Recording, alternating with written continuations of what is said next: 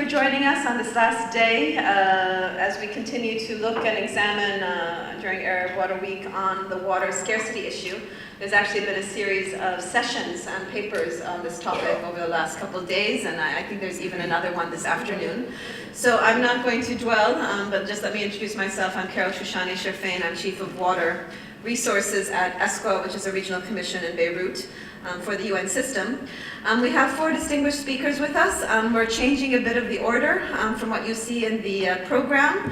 So without further ado, I'd like to introduce our first speaker, James Workman, who's coming all the way from California and happily no longer jet-lagged.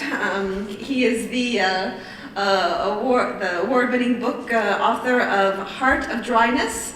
He's been advisor to water ministers in the US and South Africa, editor of the International Water Association magazine, The Source, and founder of the pioneering online water savings trading platform, AquaShares, which he represents here. James is also a global leader in the equitable design and resilient conservation of markets for freshwater resources. He studied at Yale and Oxford, so no problem with English, and taught at Wesleyan and Whitman colleges in the States. But his real education, and I love this, his real education came from blowing up dams, releasing wolves, restoring wildland fires, guiding safaris, smuggling water, we don't talk about that in this region, breaking down the Kalahari, and of course, becoming a puppy, a dad. So I think that's one of the best bios I've read in a long time. Please, James, if you can give us your presentation. Thank you. Carol, thank you. And the work at Oxford. Just to start off, we're wrapping this up. We've heard a lot of different presentations, and today it's like, well, what are our takeaways from this whole gathering? One of these guys? Okay, thank you. And one of the things that's come through to me is something that was referred to in the opening day with a high-level panel, the woman from the World Bank, of how we're all trapped in this crazy situation where we spend our lives, we study in school, and we learn how to create something wonderful, something valuable. We build these giant workshops, and we create this fantastic product, and then we bring it out to people, and we say, look, this cost us $2 to make this, and I want to sell it to you now for $2. And the world says, oh, that's great, we need this. We need it to live, we need it to grow food, we need it for everything in our lives, but we're only going to pay you 20 cents or 50 cents. And how do we get past that, where they don't seem to value water the same cost it takes to produce? Whether we desalinate it, whether we pump it from the ground, whether we store it from existing dams. And that's what I want to talk to you about today. I want to recognize a couple of my colleagues, Zach Bird and Susan Liao, that are going to talk in the next session in this room about how this worked in Marrakesh specifically. But I want to tell you just where we're coming from. Is these questions that you don't want to ask about whose water is it?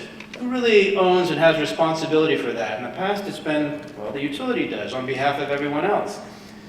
And that raises the second question of what is water worth? We know it costs $2 to produce, or $1.50 or $1 to produce that water, a cubic meter of water. But what is it worth to different people? And that will always change from the customer, whether it's commercial, whether it's residential. How many of you here, feel that the public values water for its true value? Raise your hand if you think people do. Yeah, that's the challenge. It's like, well, how do we get them to? We have to ask these questions now, because this is how much water there is. Not that big marble, not even the second marble. That's salt water and water locked up. But a little tiny water is what has to go around the whole world. And not only do we have more urbanizing, booming populations, not just in the millions, but in some cases tens of millions in cities. But that's complicated by prosperity. As people, as you know, get more affluent, they demand more water. Complicating this further is not just climate change, which is destabilizing everything, as you know, but also the financial turmoil. I was in an interesting session earlier yesterday about how the global economic crash has forced governments to say we can't just keep subsidizing water as we have in the past. And that creates just new pressures for everyone, but it's especially acute in this region. So what we figure out how to do here is setting the stage for what can work anywhere else on Earth. And the old things we do know is that the old systems don't always work as planned. We've only had really the stick of rations, of saying everybody needs to use less water. We need to cut you 20% or 30%, which often falls hardest on those least able to adapt. The other stick we say is restrictions. You can't use water for this, you can't use water for that. Not only are these really expensive and hard to enforce, but create often a perverse incentive and backlash. The economists usually then will come in and say, oh, all you have to do to get people to use less water is to raise rates. You know, charge not 50 cents or 20 cents, but charge the $2 it costs. Interestingly, none of these economists are running for office. They don't seem to appreciate that this is political suicide, that this is a really difficult challenge. It's considered like a new tax. And here's the reason why. Not just in the Arab region, but all over the world. When you start talking about raising rates and restrictions, this is the pushback you get. This is what you can anticipate. And knowing this, knowing that governments have fallen and people have been pushed out of office, knowing that it's triggered aspects that contributed to the Arab Spring, we don't go there. We don't even want to talk about this. But I do want to talk about a voluntary measure, not the sticks, but the carrots, a new approach that can help address this.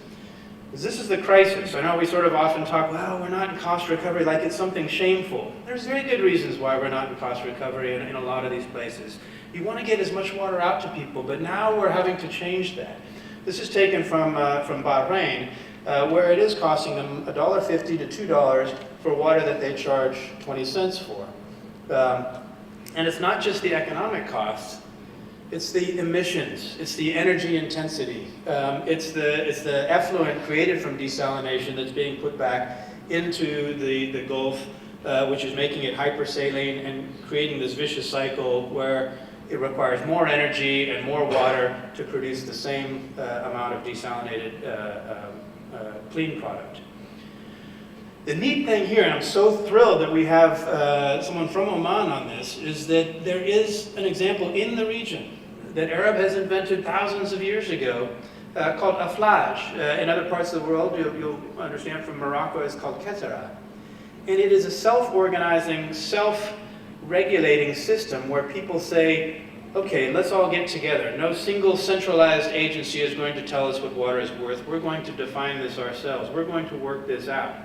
And it is still in operation, I think you can correct me, in parts of the Arab world today. It's a traditional, face-to-face, peer-to-peer system, and I think it's wonderful. And it's not just there, it's among all the traditional societies around the world. I discovered this by accident, by default, by breaking down in the middle of the deserts, while I was on my way to rescue some of the poorest people on earth, known as the Bushmen of the Kalahari.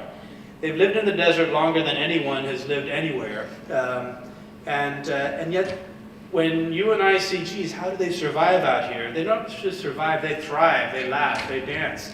And the reason they do so is that they know how to provide water, how to earn it, how to own what they earn, to store it, whether it's embedded in the food or in the ground.